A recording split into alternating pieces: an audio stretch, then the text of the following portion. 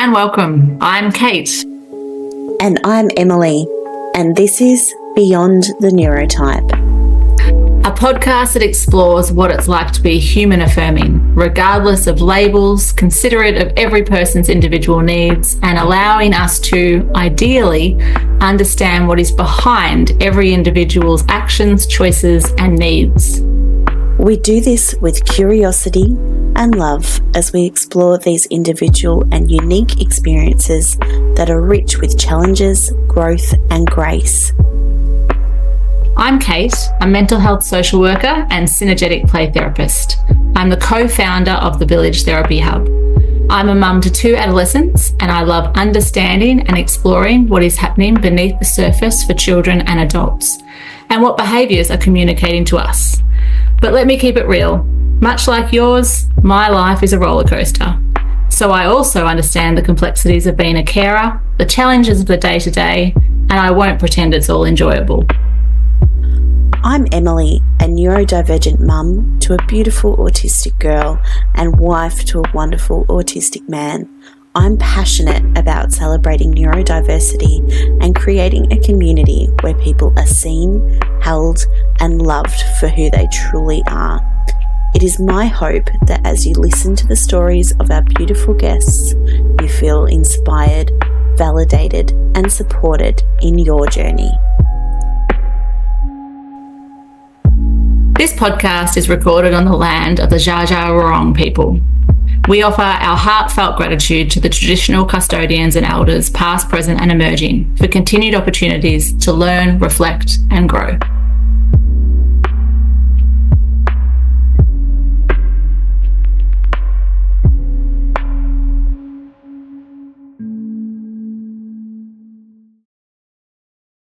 Today on the podcast, we are fortunate to have Penny.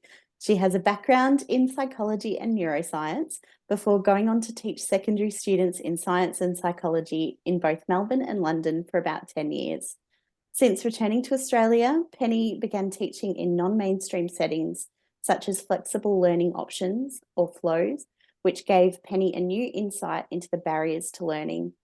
This insight led her to move into literacy interventions, and now she has founded Connect Education Services, where she provides one-on-one support to adolescents in communication and literacy. Penny has been a dear friend of Kate and myself for a number of years, and we are so excited to have her with us today. Welcome, Penny. Thank you so much for having me. This is really exciting. So even though we've been friends for quite a few years, I didn't actually know a lot about your teaching journey. So I'm really excited to discuss that today. And one thing that really does interest me is how you moved into the flexible learning options. How did you come into that change from mainstream schooling? And yeah, just really love to hear your insights from that whole experience. Yeah, it's been an interesting journey, actually. In fact, in the first year of my teaching in a mainstream setting, I had this darling year 8 kiddo who had really low literacy, really low self-esteem, struggled with regulation, and was seen by a lot of other teachers, particularly as this problem kid. And I thought he was so great. He was full of beans. And so for me, it was one of those learning journeys that took me through, okay, what can I do for him, particularly to keep him in the classroom? You know, like he was just all over the shop. So I looked at changing my expectations for him. I was really conscious of meeting him where he was at, and I got a lot of information that showed me where exactly he was at in his learning as well. I then differentiated a heap of classwork. But I made it look the same from the front as all of the other kids so that he wasn't feeling too shaky about it all. You know, in terms of the environment in the classroom, I had to sit him beside me, check in all the time, give him lots of brain breaks, help with some co-regulation stuff, talking through lots of things all the time. It was a lot more verbal than visual for him. And so that learning for me in my first year of teaching just really solidified for me how important it was for every single kid to be able to learn. And I guess from there on in, I understood about that relationship and that connection first. I made lots of phone calls home. I sought him out in the yard when I was on yard duty, just to keep that connection with him really, really positive, so that no matter what was going on for him, he could always come to me if he needed to. So yeah, I guess I just have always gravitated towards those kiddos that were struggling. And I suppose from my psych background, it's given me that curiosity as to why they're struggling and what we can do about it. So that led me down the path of looking at, those struggling kids. So after I did a whole lot of, 10 years or so of BCE psych and science and a whole lot of other subjects, it was still those kiddos that were struggling all the way through that were my touch points, I suppose, and those that I really pushed hard to do the extra yards with. That took me into flexible learning schools. And within the flexible learning schools, again, it was a particular 17-year-old that I was working with a lot, who was really, really disengaged. He'd been through a lot of flow kind of programs, so we hadn't been in mainstream for quite some time. He had ADHD and dyslexia and diagnosed, and really short attention span, and found any ADHD meds that were working yet for him. And so combining that with some really tricky relationships and some trauma at home, reading was just such a trigger for him, and I wanted to help him so desperately, but I just didn't know what to do. I tried all of these other things. My mum had trained in literacy, and she was working at a special school for many years, and so I was deep diving into her to try and find some answers.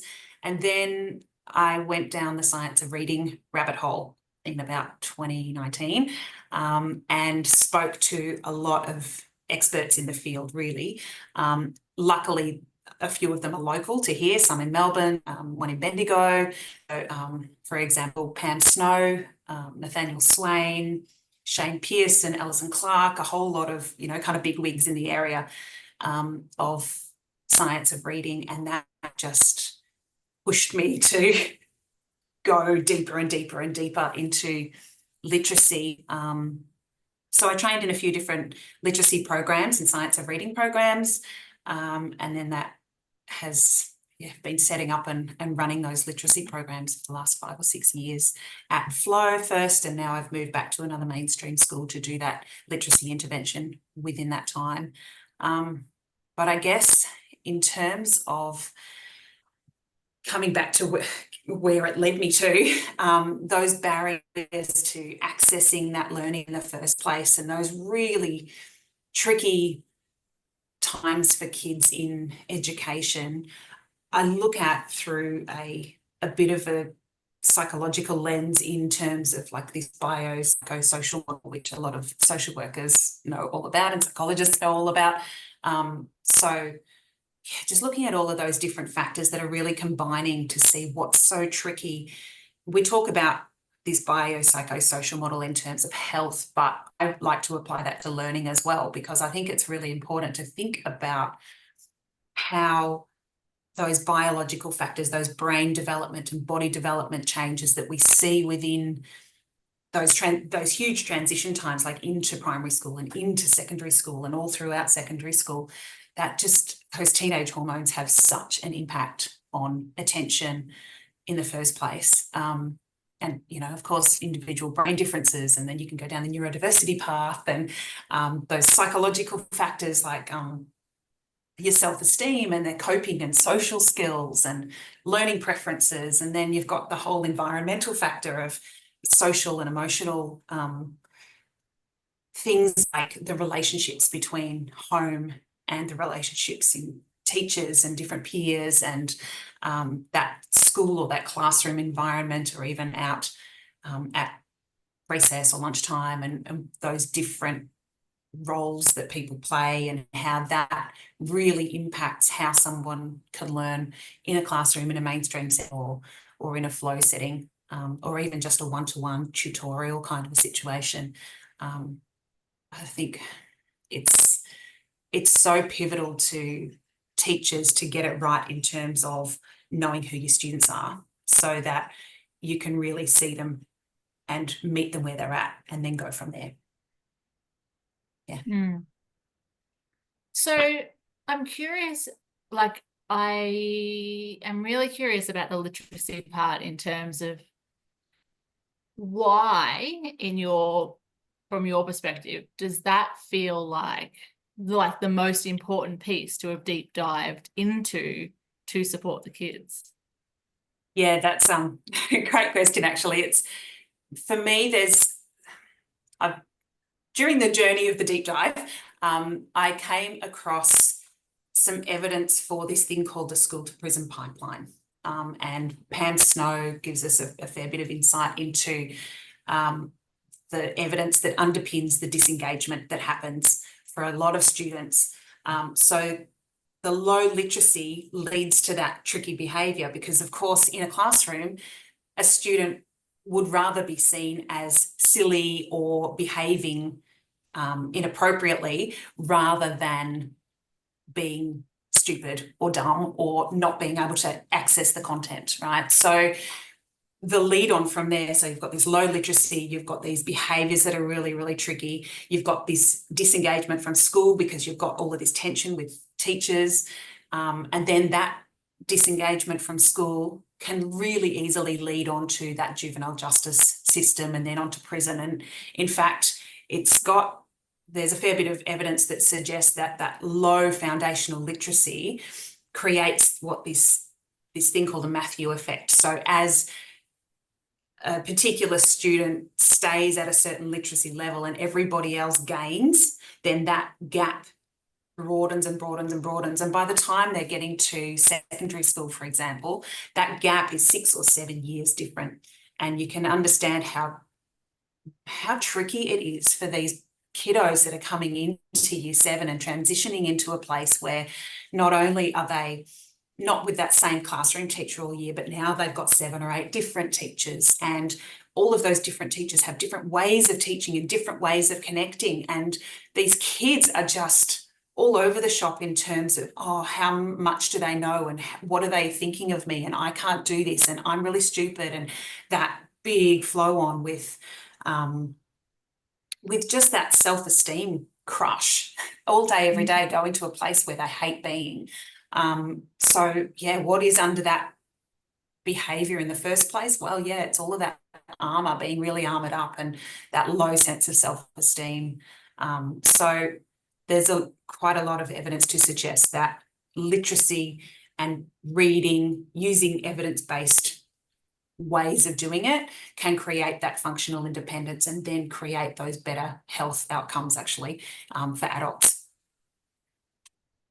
Yeah, wow. And it makes a lot of sense, because literacy actually exists in everything. Like when you were talking about all the different classes in secondary school, well, every single one of them, no matter what they are, involves some literacy.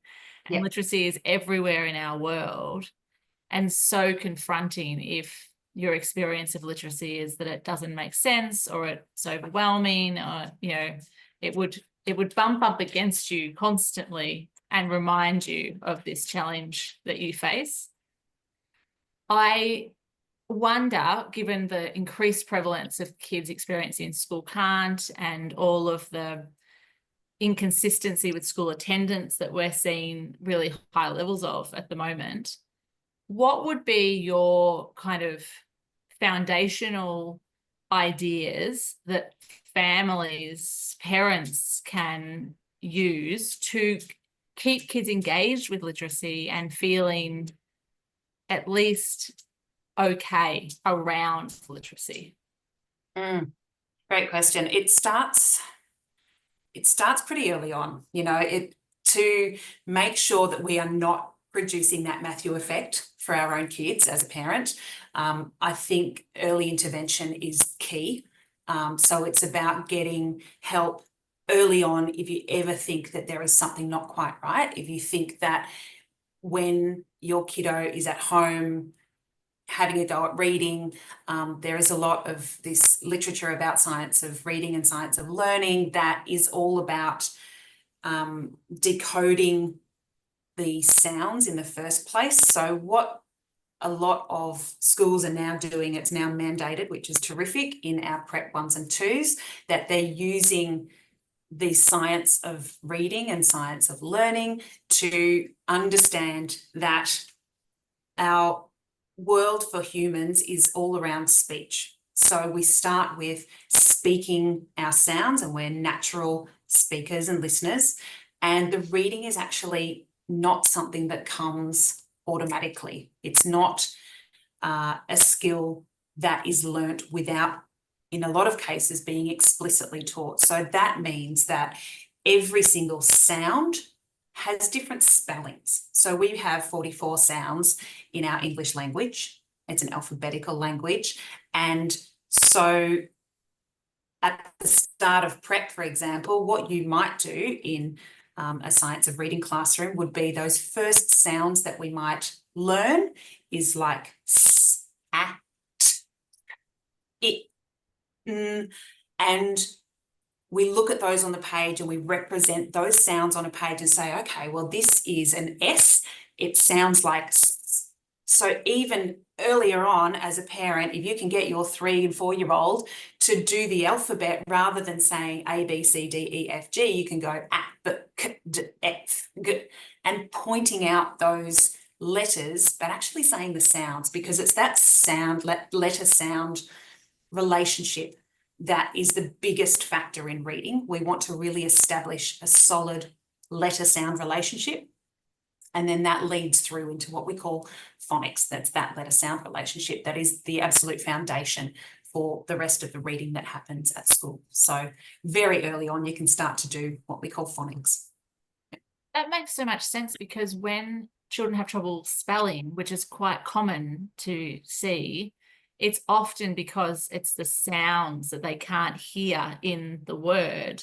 Absolutely. I remember my daughter has had literacy struggles for a really long time, and I remember she could write out stories and none of it was spelt correctly, but you knew exactly what the words were if you sounded them out the way she spoke and heard them. And so that wasn't using sounds, it was using the letters. Yeah. And so it is really interesting that sound piece. And we grew up singing the ABC song as ABCD, but therefore we're not actually learning the sounds, which are actually the bit we need. That's really exactly interesting. Right. Yeah, yeah. And what's terrific these days is there's a lot of decodable books which are actually designed to just give a select few sounds to start with that young kids can get used to, and they don't actually go to the next bracket of sounds until they've really mastered those first sounds. So it might be cat, sat, in an ant nest or something like that. But they can read every single sound because they know just those few letter sound combinations, and then the decodable reader might level up and add some extra sounds on top of that. And so it's only a few sounds at a time, but they really feel like they're getting it and they're reading and they're having success, and that just promotes so much success. They love it. They just jump in there and they have a crack, and they're so young at that point that they're just leveling up so often. And then, you know, there's trickier parts that come when you're looking at a long A, for example, instead of an A sound. So normally when you see an A, it's an A sound, unless it's a long vowel sound, A, for example. So we stagger the teaching of those particular letter sound combinations so that we can create these decodable texts that early learners can read, and also those learners that have struggled a whole lot of times. And that's exactly the same process whether we've got a kid who has struggled for a long, long time. That's the process. That's what we call the scope and sequence, what we're doing and how we're doing it, the process that we're that we're pushing that.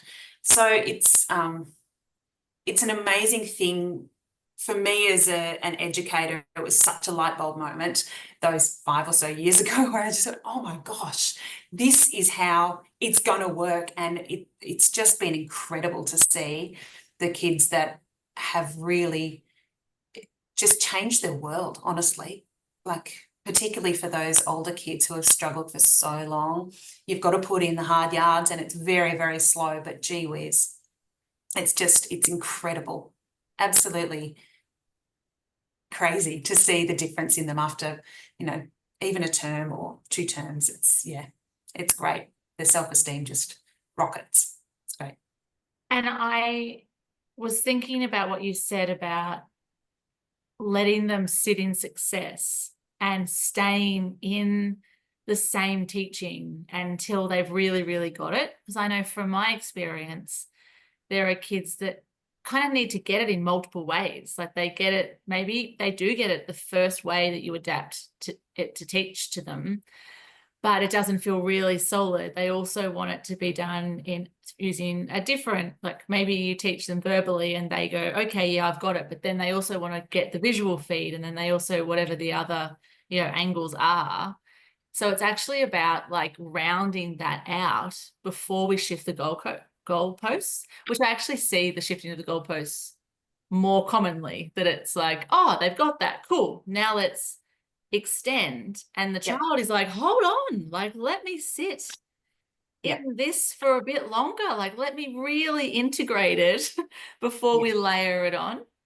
Yeah, absolutely. It's one of those components of science of learning, actually. So those schools that are doing it really well actually use this concept called interleaving. So what they're doing is they're teaching some new concept, but they're also going back and they're reviewing and they're testing and then making sure that at every single stage that they're leveling up, they're also coming back and they're reviewing. And this is all this progress monitoring that they do within the systems that are created. We call them SSPs, which is synthetic phonics, it's called. Yeah, fantastic. What else do you want to know? I'm really, I've been sitting here thinking, since you started talking, how connection is such a vital piece of the way you work with the kids and how important that is. And yeah, I suppose I'm curious as to how that began for you. You had that child in your class, and how other people had perceived him as a bit of a problem child to have in their class. What kind of led you to seek that connection and know that that was what the child needed? I guess with my psychology background, it kind of made me think about behaviour as information. So if I've got a kiddo who is looking really quiet and really spaced out in a classroom, and I kind of know that's not their normal, I tend to think, all right, there's something going on here. Is it an attention issue? Is it something more than that? Is there something that I can just rock up alongside them and just give them a little bit of extra comfort, I suppose? Maybe touch their shoulder and just whisper, hey, is everything okay? Or just make eye contact and just kind of query. But I guess when you walk into a classroom, you kind of take a bit of a lay of the land to find out which kiddos are the ones that you might need to track a little bit more than others. But it's interesting to note that, yes, there's some really overt behaviours which you want to try and sort out early on so that they can bring themselves back to calm so that everyone can learn. And there's some that are really, really flying below the radar that you're also keeping your eye on. So that might look like touching base a little bit, like just coming up alongside them instead of, saying their name out in the middle of a classroom because they'll feel really freaked out by that. So yeah, the behaviour as information is a big thing. I think it's kind of to do with that iceberg as well. What you see is only this tiny little bit of what's going on. And dysregulation for a lot of kids can look so different, you know. A lot of kids sit there jiggling their legs, and that might be a bit of a level 1, level 2 kind of feeling a bit uneasy about things. You've got kids that can end up being silly or loud or talking a lot over the top of others or interrupting others, and that might feel a little bit tricky for the teacher to deal with, but it's also a bit of a sign of regulation and they don't really know what's going on. So it's that learning brain versus the survival brain, I guess. And in terms of understanding where a particular learner's brain is at, Dan Siegel gives this great neuroscience behind the behavior. He says, like, it's like a hand. So you've got under here, you've got that the palm and your wrist is representing your cerebellum and your brainstem. That's responsible for all of our brain instincts. Then you've got your thumb underneath here, and that's your limbic system, so your emotional center of your brain. And then on top, this actually looks like a brain. So on top, this is your frontal lobe right at the front here. And so that's, you know, that's also to do with your problem solving and your logical thought and your self-control and your regulation and stuff like that. So whenever a kiddo is not looking particularly regulated, and this would be in flow schools as well, because, you know, there's a lot of trauma behaviours that we see in kids in flow settings. So they might, what we call, flip their lid. And that flip your lid is actually their frontal lobe is just going offline completely. They're not able to regulate themselves. They're not able to listen. They're not able to have any logical thoughts. So everything is just, their brain is freaking out completely, and they're going back to this animal kind of instinct. So what we're really trying to do as educators or as mentors in space is to just try and keep that lid down, try and keep their frontal lobe in check. And that might be just by co-regulation, that might be just by calm, that might be, hey, do you need a brain break? How about you go and get a drink of water? How about we go for a little walk? So in flow settings particularly, that was really interesting. Often you've got a bunch of kids where there's a lot less students in the classroom. So in my flow settings, we had between maybe 5 and 10 students in a classroom at one time, but each of those kiddos had their own specific learning that they were doing. They were all at different ages and stages. And you would see that flipping of the lid start to happen with some kids, and you just know through, I guess, experience with those kids about what kind of things really work well for them.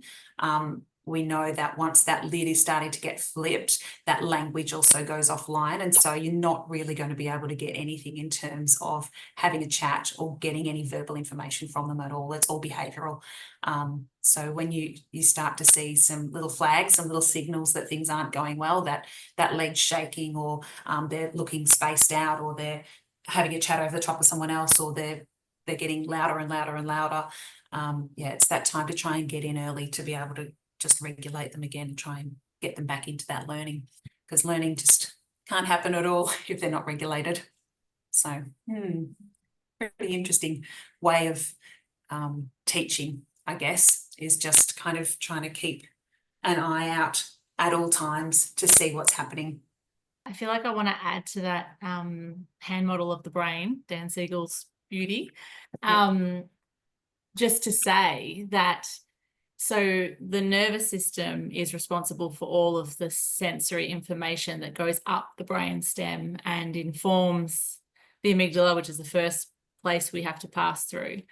And what I find fascinating is that neurotypical individuals, their amygdala scans 400 billion pieces of sensory data a minute. Neurodivergent, more than that. We don't even have the number.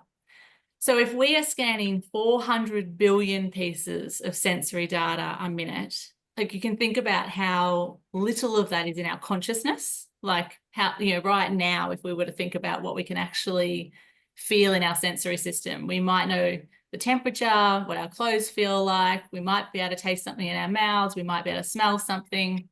There'd be, you know, a handful of things that we could name.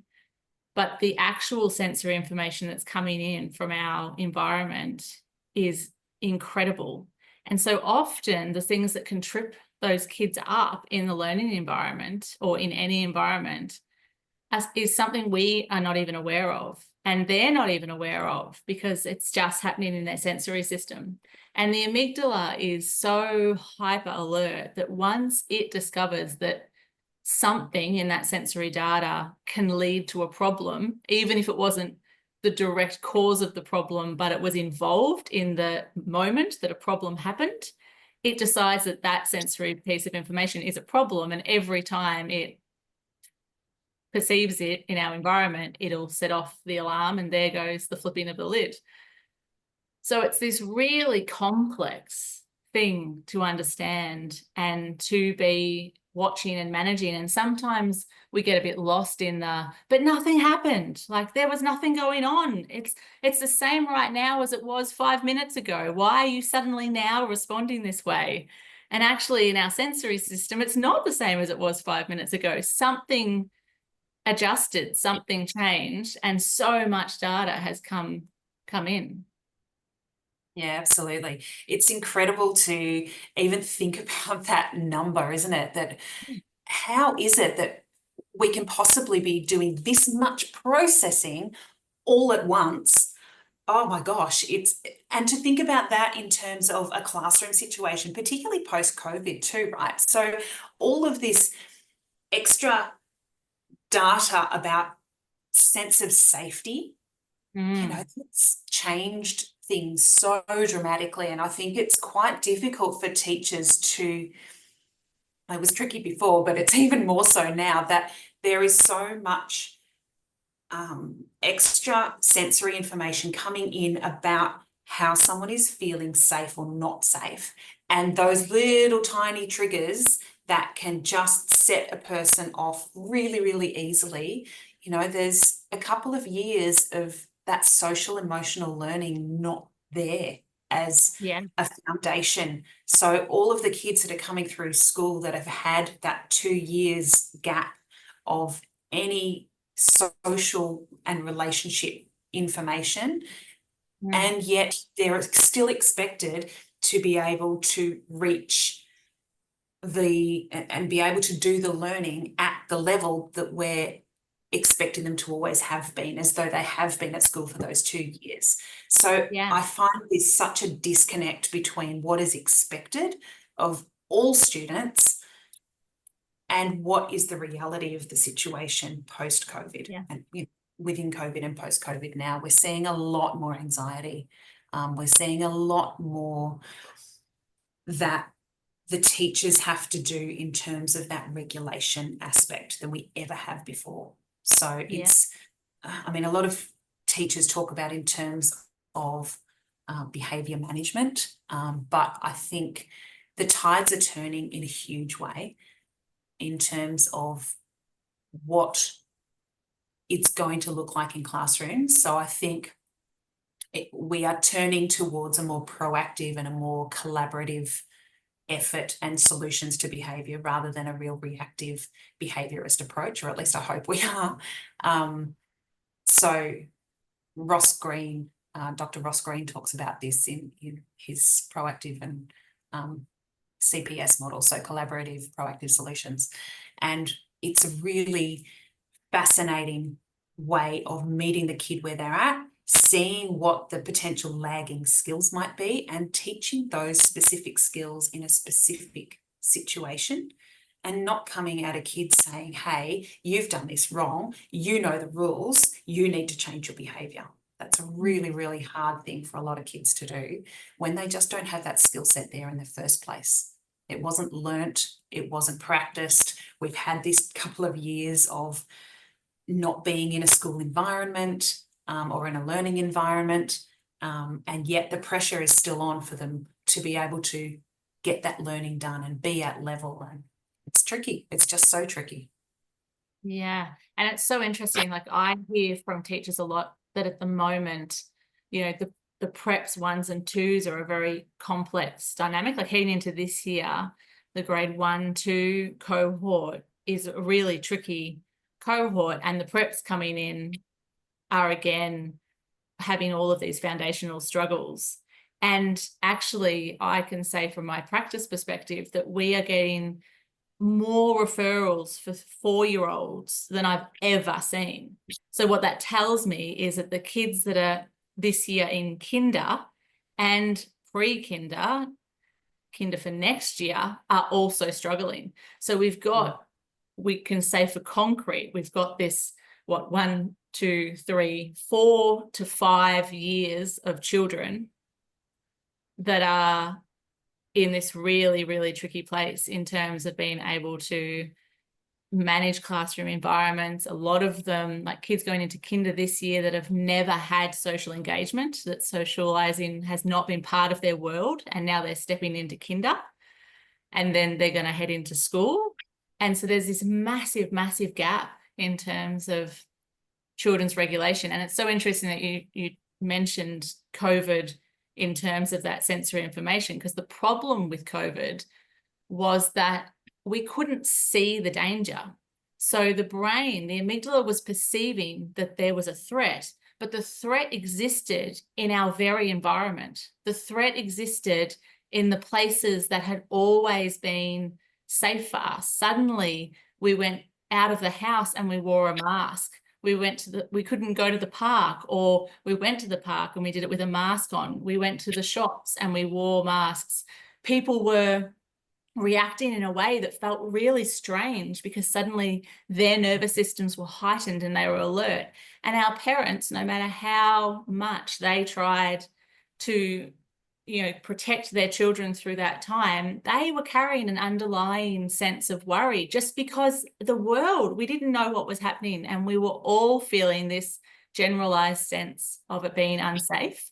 And so the information, the sensory information that went to the amygdala during that time was this overarching sense that our world isn't safe. And that is a hugely confronting reality. Almost all of that sensory information during that time laid a map in our amygdala of that's not safe. And now these kids are coming into the education system, and I mean, every person that was in COVID is affected by this. But these little kids are coming in and they've got so much mapping of a primal reaction to being unsafe as their primary default method, because they grew up in a time when it was almost like cavemen again, and we had to be completely hypervigilant because we didn't know when the bear was going to turn up at our cave and try and eat us, except that there was no bear and no cave and we couldn't see any of it and we didn't know what we were scared of. And even in terms of epigenetics, like it being in the womb during that time would have had some effect on, turning genes on and off, those precursors to certain anxiety responses. It's all to do with your genes and what your parents have passed on. And if they're going through COVID and all of those anxieties at that same time, that we've got generations to come that are totally affected by COVID in ways that we just don't know yet. You're absolutely right. And, in terms of children that are now adolescents, if they had any mapping of anxiety, even if it was really low level and you wouldn't have described your child as an anxious child, but they had, it was there as part of their genetic makeup, COVID was the switch to flick it on. And so we're seeing so many anxiety and also body related stresses that are coming out. I've got a lot of kids I work with suddenly with gut issues and, skin conditions and things that it's really interesting to think about when the body is under a long-term amount of stress, what rest and digest turns off. Yep. It's the first thing to turn off when we're under stress for a long period of time. So of course, lots of people are developing gut and digestion issues. So I'll go back to the learning piece because that's what we're talking about here, but it's really interesting in terms of how that then scaffolds the way a classroom is going to run when suddenly, even kids that are in, let's say, grade 6 now, and they've been known to the school this whole time, and they were decided as this particular type of child who had maybe no issues, and they were absolutely fine, and they've got a beautiful supportive family, and they've got absolutely no markers that anyone would have been worried about. And now they're in grade 6, highly anxious, finding engaging in learning much more difficult, finding the classroom environment more overwhelming. And people are looking at them and scratching their head because, like, what happened? They were fine. But actually the expectation almost needs to be that none of them are fine. And we need to support everybody, and those that need the support will access it. It just makes me think how important safety is at school. And a felt sense of safety, and which is perception, which is really, I get, complicated for schools because it's an individual's perception of their sense of safety. But you're right, it's an incredibly important thing to be thinking about in terms of the different way people perceive and feel safe. And I think post-COVID, we're 2 years now, had 2 full years post kind of lockdowns and things like that, without interruptions to schools. And I suppose they just haven't regained that sense of safety yet, but they're kind of being pushed to be able to still achieve. And yeah, the prevalence of school refusal and school can't and things like that just make me think how important that safety piece is to come first. Well, it's telling us that the prevalence of those things is telling us that the perceived sense is that it isn't safe. And there was this expectation that COVID's over now, everyone, come on, snap out of it, let's go back to reality. Like, it was like there is no existence in our lives of going backwards. We never ever can go back to how anything was. No matter what happens in our life, we progress and we move forward, and we take the data that our body and brain gather through the experiences into what we're in now. So there's never ever a situation where we can just go back to how something was, because we've always learned something and evolved in some way, and our body's changed. So this idea that we got to the end of COVID and everyone just went, all right, everyone, back to normal. Like, the new normal is what we were dealing with. And we have to think about what that new normal actually is. That's exactly it. And it's tricky doing this in a school context, because I think that education has always been a little bit behind the changes that have happened in society. And again, this is still happening. We're chasing our tails a lot in terms of recognizing that sense of safety is just so crucial for every single individual at the school, whether it is a student coming into year 7 or whether it's one of the teachers as well. Like, it's a huge change to come in and have, for a teacher, all of that extra workload that comes with this co-regulation piece, to try and keep those anxiety levels down, to try and be that person. It's almost like a co-parenting role in some ways, that students are coming in and they're just so dysregulated and very easily tipped over the edge. And you're seeing a lot more swearing, you're seeing a lot more, as I said, anxieties. And there's a lot more wellbeing referrals. We've got a terrific team at our school, but they're under the pump.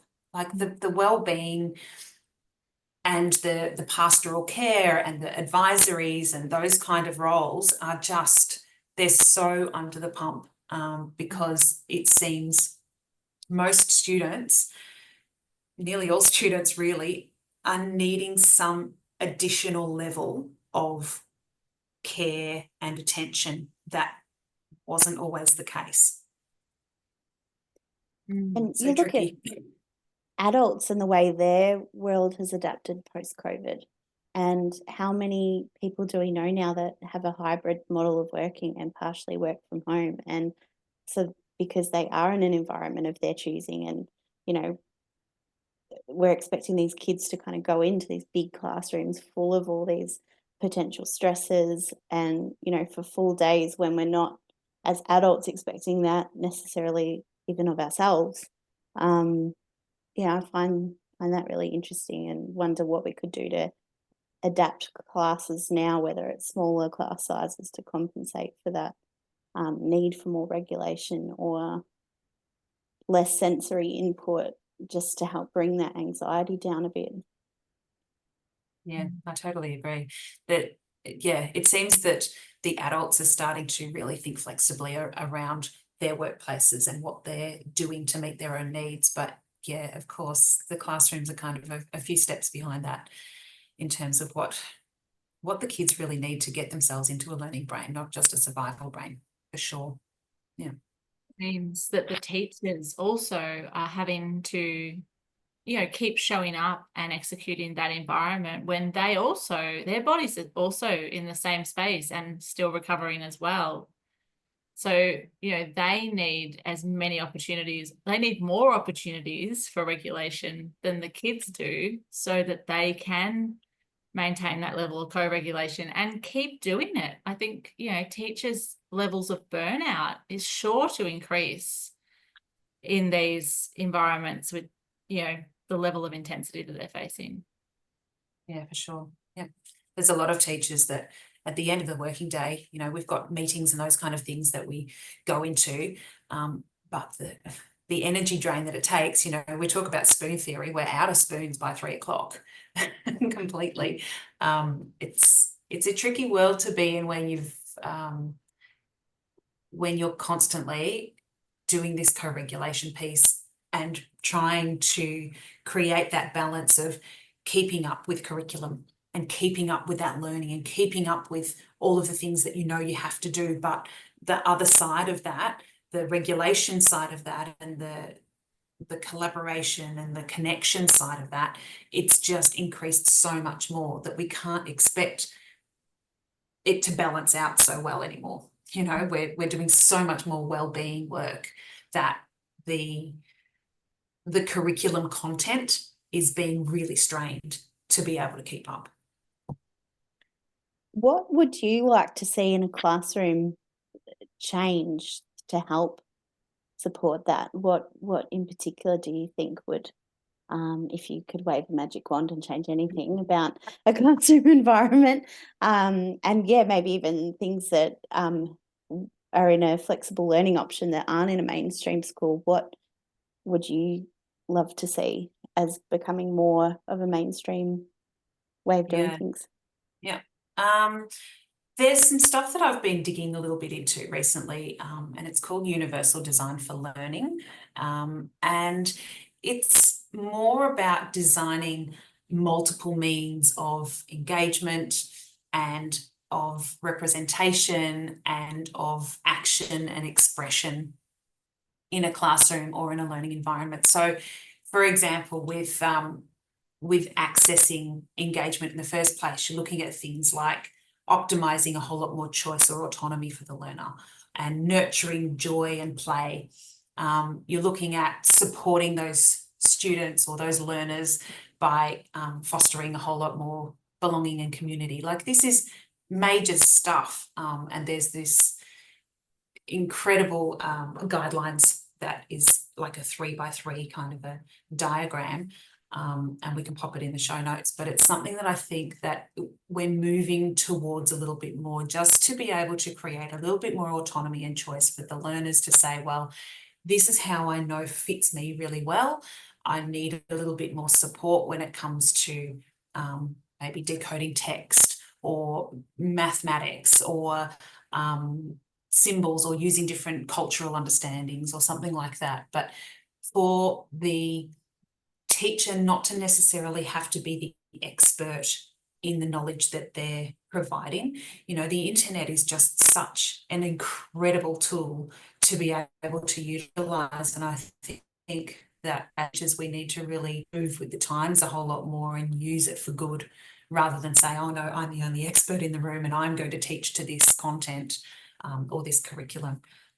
Using it to be able to really fire up learning in a way that's just so joyous for students, that we've got to give a little bit more kudos, I think, to the students that we have, particularly as they're older, and say, you know what, you guys will teach you to do these things, but you're on your own a little bit here. We're going to really trust that you can go and find information and learn what you want to learn. And, you know, the world's your oyster kind of thing. We've got to be able to flip it and give them hope that they're doing a great job and that they can kind of find their own way in the world, and give them a little bit more more training in their skills for being able to access the content in a safe way and a respectful way, but then absolutely drive forward and find what they need to find within those curriculum standards to go, okay, well,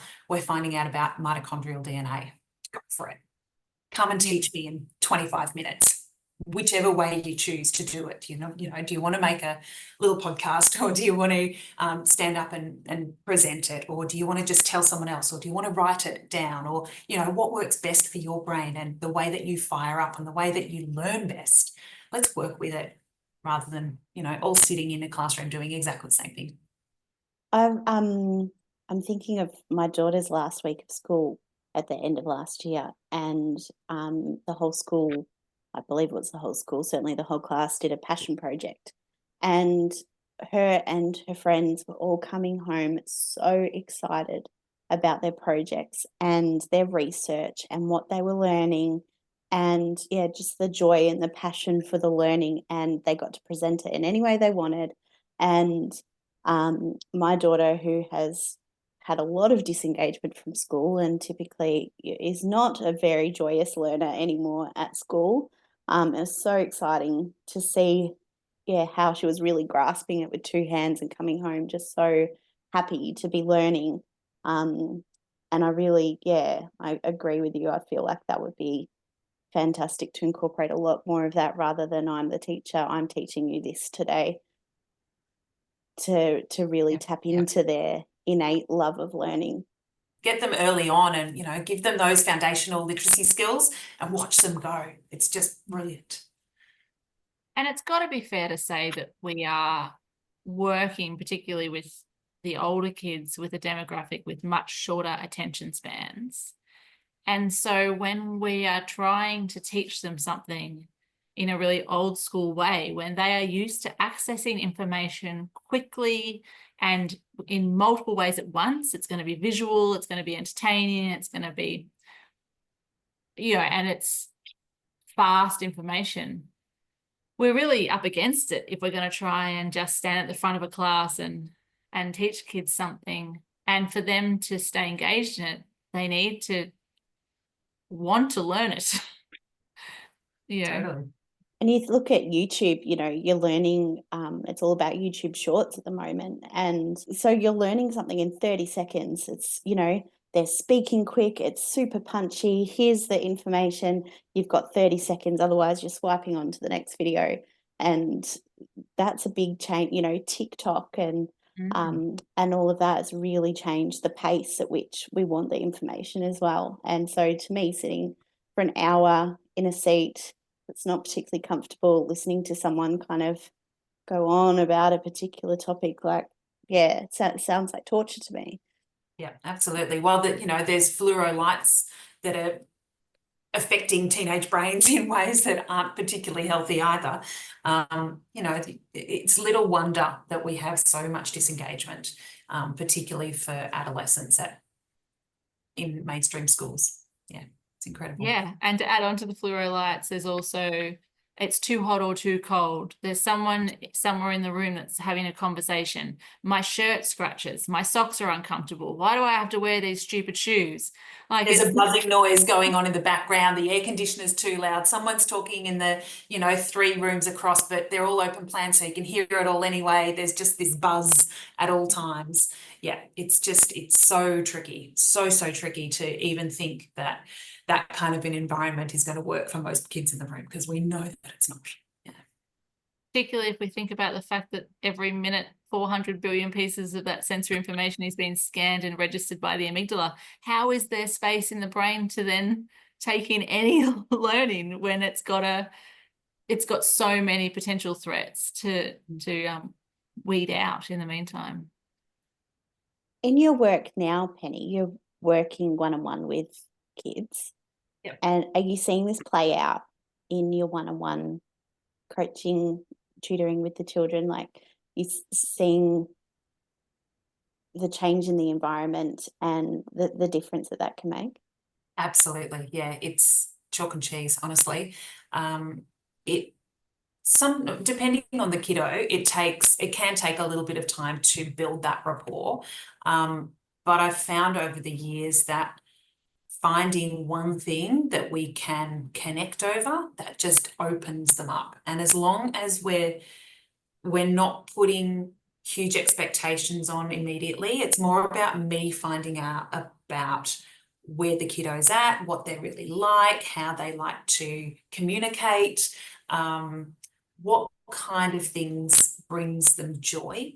Like, it's a really lovely way to be able to be in a calm space, be really curious about where they're at. And so I guess that kind of goes back to my 3 C's, that calm, connect, and curiosity.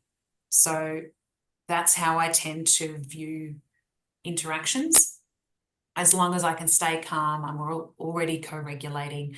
I've got some kiddos who come in and they just colour to start with because they like the silence, and they just, because the world outside is all sorts of noisy and all sorts of chaotic, and they just come in and they just chill. And we spend the first 5 minutes or 10 minutes even, depending on what's going on in the room, just colouring in silence. You know, we make sure that the environment feels right. We make sure that it's not too hot, too cold. We make sure that the lighting's okay. We might have the fairy lights on the bottom of the room, or we might have the salt lamp on. We might have background music or not, depending on what they prefer. You know, it's more about having that sense of safety so that we can keep that frontal lobe engaged. You know, we can really start to piece together what's going on for them and just build that trust, so that they trust me to be able to teach them something, to be able to meet with them where they're at, and to be able to go, okay, so we know a little bit about this. Let's extend that a little bit. Let's go, okay, so you're really interested in this. What do you know about this? What do you know about this? All right, let's talk about it. Let's find out a little bit more. Oh, did you know this and this? And oh, how incredible. And that light bulb that happens is just brilliant. It's just, it's what you're there for, right? It's, you know, teachers say that light bulb moment's just it. It keeps you coming back. It's crack. And what I love about that is that they're also attuning to what works for them. So you're also scaffolding the curiosity for themselves about what works in my environment. And if they get to learn that light background music actually helps me to focus, or having that light on or that light off, or, you know, having the room cold so I can have a blanket on and be all snuggled up, or, you know, like just all those things to build curiosity for an internal reflection of what actually works for me. And then to know that and be able to show up with that knowing instead of, and put power into that instead of them forever questioning, oh no, you're right, I probably don't need that. Oh no, it's okay, it can just be like this. And then they cannot step into their learning, and they're dismissing what they actually intuitively know they need. Because maybe there's been some narrative in the past about, oh, I'm just fussy, or oh, I can't do this because I'm just I'm a tricky learner and I can't, or I won't do this. It's not won't, it's actually can't in a lot of ways. You know, that sensory experience for a lot of kids just has to be just right. And a lot of kids don't know what just right is for them yet. Yeah. So and I've found that myself. I'm only now kind of learning my sensory triggers as I'm exploring that with my daughter, whose sensory environment's very important. And I didn't realize the impact that my environment was having on me and my ability to focus. And you do go straight to, why can't I just get stuck in and do it? And then leads into that sense of shame and failure and things like that. So it's only now that I'm learning, oh no, I do actually like to work with some focus music on in the background, and will take my earbuds to work. And it's amazing the difference in how much I can focus and get done, and just those tiny little differences, but can make the world of difference. Absolutely. And I think social media has actually been really terrific for that in some ways, that it's popping all sorts of different sensory experiences up and different hacks and those kind of things for us to try, for us to realize that, there isn't just one way of doing something. There are 500 ways of doing something, and what can work for me isn't necessarily going to work for somebody else, and that's totally okay. In fact, that's brilliant. So we're all finding out more and more and more about ourselves and how we regulate better, how we do things better, how timeframes can shift for us if they need to, how environments can shift if they need to. So I think there's a lot of hope in that sense in terms of learning, because that flexibility of, hopefully, education and education models is starting to shift a little bit. Well, Penny, that has been a very interesting conversation. I think it's there's lots of bits that will stay with me and continue to twine in my brain. So thank you for bringing so much insight and knowledge and science. Love a good deep dive into some neuroscience. So thank you for bringing that. I feel particularly replenished. If people want to get in touch with you or access you in some way, what is the best way to do that? Yeah, through my website, education.nsw.gov.au. That's definitely the best place to find me.